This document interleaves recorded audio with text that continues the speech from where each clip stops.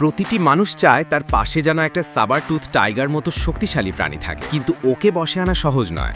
একবার একটা টাইগার ডুবে যাচ্ছিল, মানুষটি চাইলে তখনই ওকে মেরে ফেলতে পারত, কিন্তু সেই বাঘের অসহায় চোখ দেখে তার মন পাল্টে গেল। সে কাঠের ব্যারিকেড সরিয়ে দিল এবং বাঘটিকে মুক্ত করে দিল। বাঘটি তাকে একবার শুঁকে দেখলো, তারপর চলে গেল। তখন সে বুঝতেই পারেনি এই বাঘটাই একদিন তার ভাগ্য বদলে দেবে। 10,000 বছর আগে শীতের জন্য কেবল কাবিলর লোকেরা ম্যামথ শিকার করত। তারা জাল পাতলো, ম্যামথের নেতা সেই জালে আটকে গেল, কিন্তু রশি ছিঁড়ে ফেলল। কয়েকজন মানুষ মাটিতে ছিটকে পড়ল, কিন্তু ধীরে নামের ছেলেটা এখনো জালের কাছে ছিল। একসময় সে নিজেই জালে আটকে পড়ে। এদিকে ম্যামথটা তখন পাহাড় বেয়ে উঠে যাচ্ছিল। হঠাৎই সে আজাদি পেয়ে পিছনে ফিরে ধীরের ওপর ঝাঁপিয়ে পড়ল। ধীরে তখন একটা বর্ষা তুলে নিয়ে ম্যামথের বুকে গেঁথে দিল, কিন্তু কোনো কাজ হলো না। তারপর সে একটা পাথরে বর্ষা গেঁথে দিয়ে ম্যামথকে উস্কে দিল। ম্যামথ দৌড়ে এসে নিজের ওজনেই সেই ধারালো বর্ষায় চেপে গেল, আর ধীরে পাথরের ফাটলে পড়ে বেঁচে গেল। সে এখন গোত্রের হিরো হয়ে উঠল, আর সে পেয়ে গেল এফারেটকে, সেই কাবিলের সবচেয়ে সুন্দরী মেয়েটিকে। কিন্তু বিয়ের আগেই একদল আগন্তুক ইনভেডার এসে গ্রামে হামলা চালালো, অনেক লোককে ধরে নিয়ে গেল, আর এফারেটকেও। ধীরে তার দুজন বন্ধুকে নিয়ে এফারেটকে উদ্ধার করতে বেরোলো। এফারেট রাস্তায় চিহ্ন রেখে যাচ্ছিল, আর তারা ঠিক সেখানেই পৌঁছলো। রাতে এক প্রহরী এফারেটের উপর ঝাঁপাটে যাচ্ছিল, তখনই ধীরে এসে তাকে বাঁচালো। তারা পালাতে গিয়ে এক বিশাল পাখির এলাকার মধ্যে পড়ে গেল।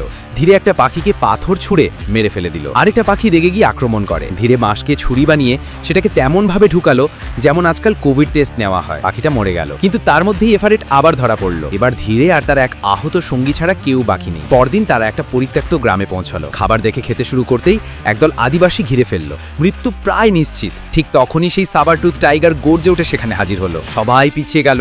টাইগারটা ধীরের দিকে তাকালো, মনে হলো যেন বলছে, এই আমার মানুষ। টাইগার গর্জন করে সাবধান করে দিয়ে চুপচাপ চলে গেল। আদিবাসীরা অবাক হয়ে গেল। তাদের ভবিষ্যৎবাণী ছিল একদিন এক ছেলে টাইগারের সাথে যুক্ত থাকবে এবং তাদের মুক্তি দেবে। এখন ধীরে তাদের নেতা হয়ে উঠল। বাকি গোত্রেরাও তাদের সঙ্গে যোগ দিল।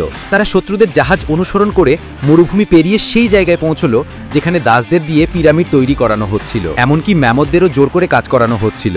এই সব কিছুর পেছনে ছিল একজন লোক যে নিজেকে ঈশ্বর বলে দাবি করত। সে এক দাসকে টাওয়ার থেকে ফেলে দেয়। রাতে ধীরে শিবিরে ঢুকলো। তখন এক সাধু এলো। সে বলল, যার হাতে ওরায়ন তারার চিহ্ন থাকবে সেই আনবে বিপ্লব। ধীরে সেই সাধুর হাতে তার বাবার পরা ব্রেসলেট দেখতে পেল। এদিকে এফারেটের হাতে ওরায়নের চিহ্ন বেরিয়ে এলো। পরদিন ধীরে ও তার সঙ্গীরা দাসদের ভিতরে মিশে গেল, গোপনে অস্ত্র লুকালো এবং ম্যামথের নেতাকে মুক্ত করলো। সে নড়ছিল না। তখন ধীরে তাকে উত্তেজিত করলো। শেষ পর্যন্ত ম্যামথ মুক্ত হয়ে গেল।